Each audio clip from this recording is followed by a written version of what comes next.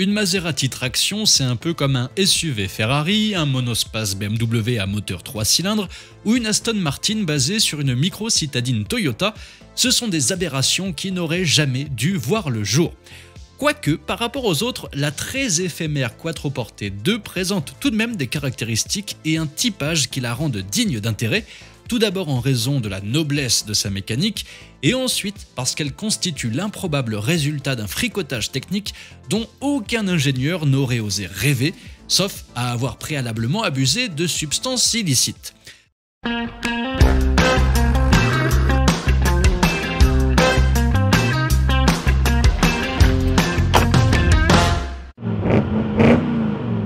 Avant de vous raconter l'histoire de cette étrange Citroën Maserati SM Quattroporte, je vous annonce que j'ai lancé la boutique Vintage Drivers avec plein de nouveaux produits, des t-shirts, des suites, de la déco pour tous les passionnés d'automobile, avec des prix les plus abordables possibles.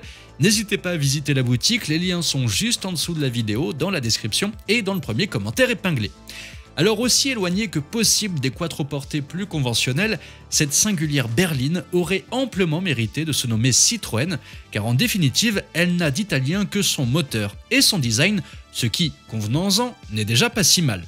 Fondée en 1914, la naissance de Maserati est quasiment contemporaine de celle de Citroën, mais il aura fallu attendre 54 ans pour que se rejoignent les destinées de ces deux firmes, désormais de nouveau réunis, et sans doute pas pour le meilleur, sous la bannière de Stellantis.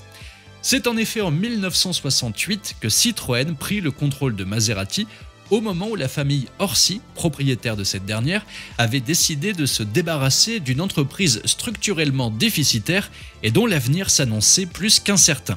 De leur côté, les responsables du bureau d'études Citroën, aussi doués pour concevoir des liaisons au sol d'avant-garde que maladroits lorsqu'il s'agissait d'élaborer des moteurs techniquement ambitieux, purent ainsi mettre la main sur l'indéniable savoir-faire des motoristes du Trident, au premier rang desquels le talentueux Giulio Alfieri, père du glorieux V8 maison et qui fut prié de développer un tout nouveau groupe destiné à la future Super DS, à l'étude depuis plusieurs années et à laquelle il ne manquait somme toute qu'un moteur à la hauteur de son châssis.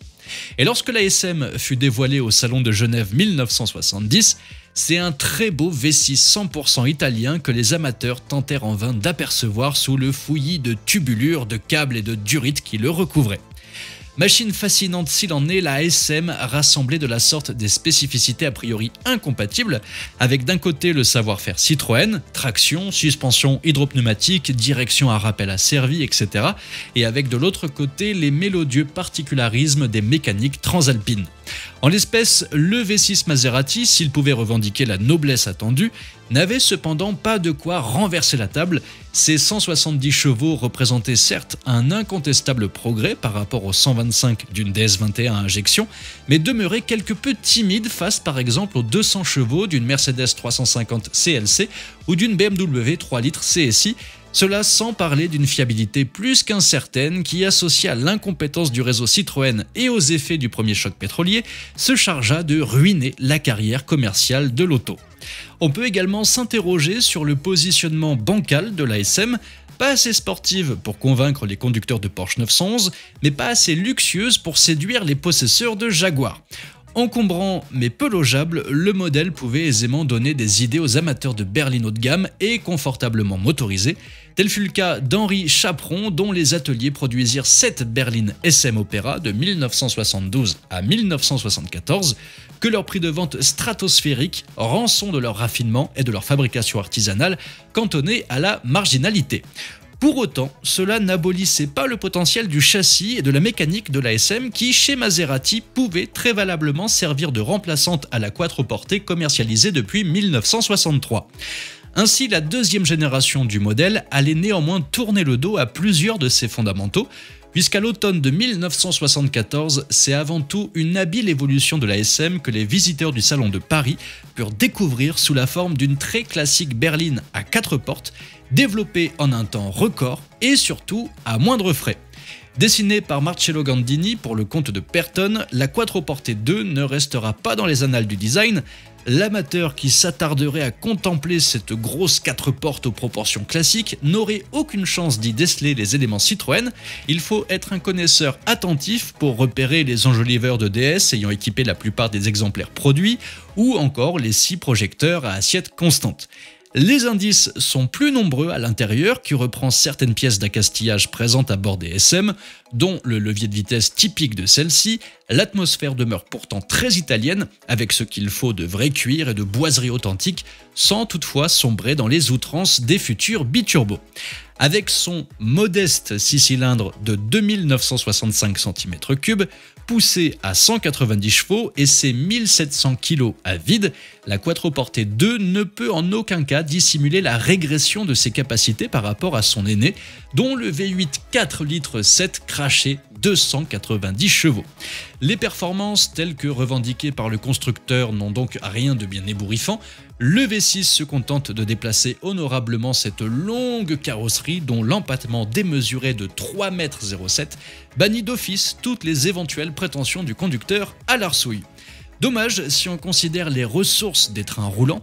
L'usine avait même prévu un réalisage à 3,2 litres et même à terme une version V8, mais ces projets furent instantanément ajournés au printemps de 1975 lorsque Peugeot, nouveau propriétaire de Citroën, entreprit d'assainir les finances de l'entreprise, stoppant la production d'une SM agonisante et s'empressant de revendre Maserati à qui on voulait bien, et ce fut Alejandro de Tomaso qui remporta la mise.